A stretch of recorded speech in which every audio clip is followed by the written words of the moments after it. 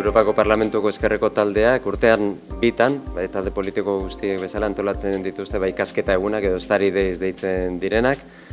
Euskal Herrian egitea proposatu genion taldeari eta sekulako harrera eduki zuen proposamena, sekulako interesa sortu zen, eta 100 piko lagun etorregia, ia 30 Europar diputatu, Europa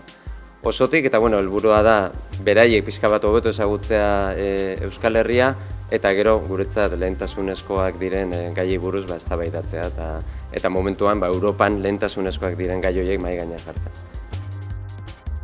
Hasieratik esango nuke, taldeko jende askorentzat ez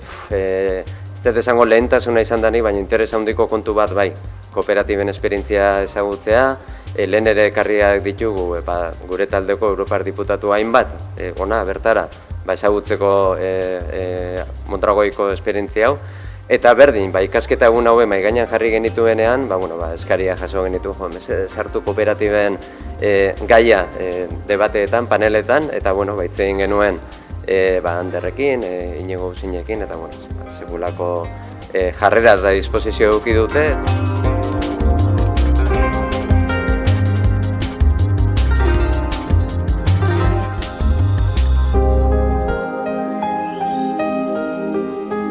Europa bide gurutzean dago, eta ez bakarrik eraikuntza instituzional handi horregatik, baizik eta niretzat batez ere sortzen edo inposatu nahi diguten gizarte ereduagatik, nik uste hasierako baloreak, printzipioak aspaldi astu zirela. Europar integrazioa importantea dela, baina ez eredu hau. Eredu honek ez du funtzionatzen, krisi larrian dago, krisi sozial, haustura sozial handia dagoelako, krisi politikoan, krisi ekonomikoan, eta beste Europa bat nahi genuke eta horren aldeari gara, baina egungo ereduak ez du behar bezala funtzionatzen, herritarrengandik aldendu eginda, urrundu eginda eta buelta bat eman beharra da.